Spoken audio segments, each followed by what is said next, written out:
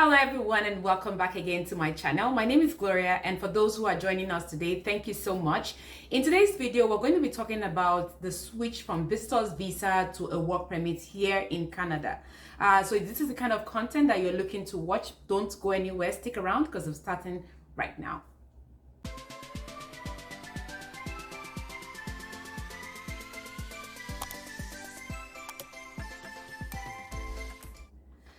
Welcome back. So a lot of people have reached out to me and said, Gloria, I know that I'm in Canada right now, you can work.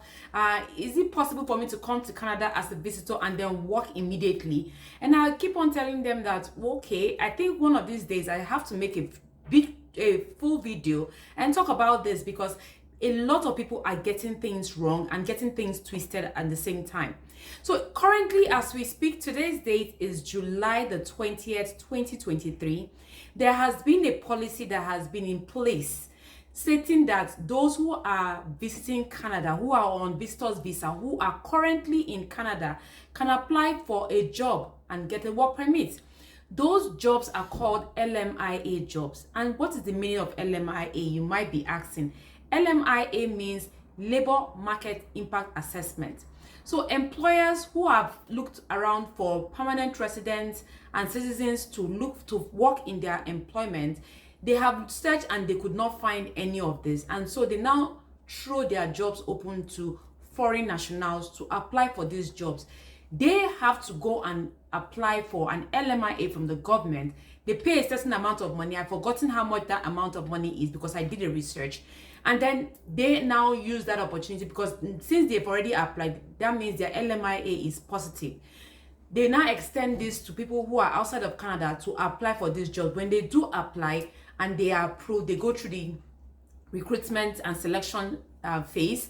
When they have been approved from the employer, they now get what we call an employment letter from the employer. With that employment letter from the employer is what they would use to apply for a closed work permit. A closed work permit means that they are only able to work for that particular employer at any given point in time. As long as they're in Canada, they cannot work for any other employer. That is why it is called a closed work permit. Now, many people in places like Africa, they'll reach out and they'll be saying, oh, I'm going to sell my building, my properties, everything I have, because I already have a visitor's visa. Please do not make that mistake to sell your properties only because you have a visitor's visa. As the name signifies, it's called a visitor's visa for a reason. Visitor's visa means that you can travel to come to Canada and spend time as a tourist or visiting family and friends for a period of at least 6 months, otherwise stated on your passport.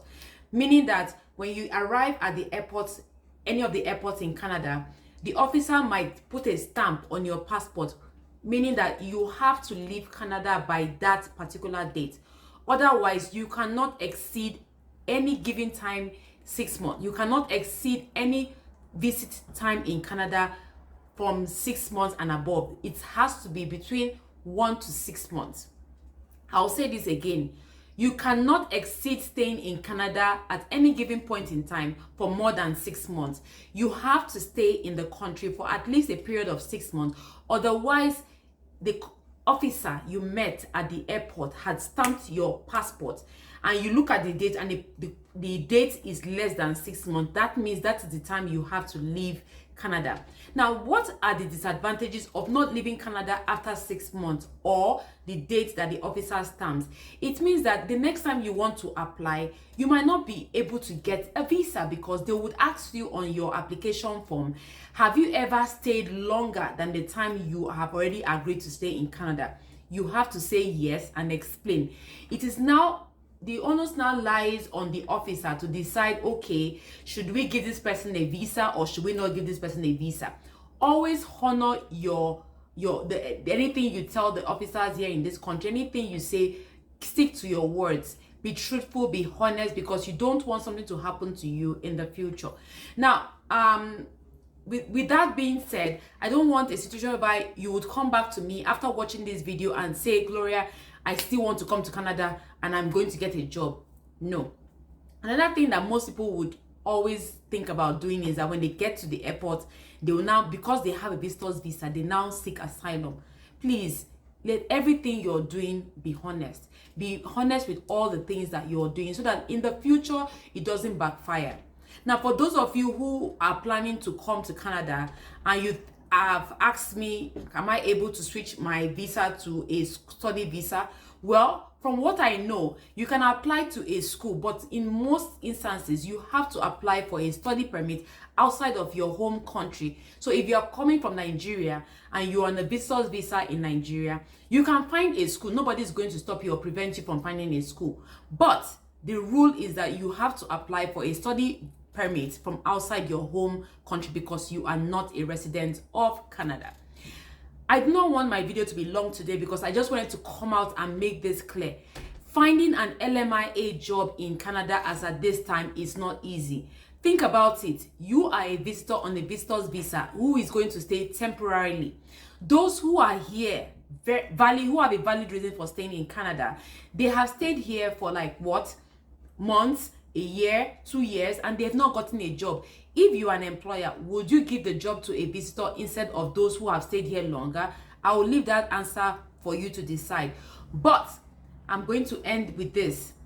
Please ensure that you are not selling things, your properties in your home country, or because you have been given a visitor's visa. And when you do get a visitor's visa, do not lie to the immigration officers when you arrive. I hope that with this few points of mine, you've been able to understand that getting an LMIA job in this Canada at this time is not easy. Secondly, you don't need to sell your properties before you move to Canada because you have a visitor's visa. And thirdly, please be honest in all you do. Until I see you in my very next video, stay safe and bye.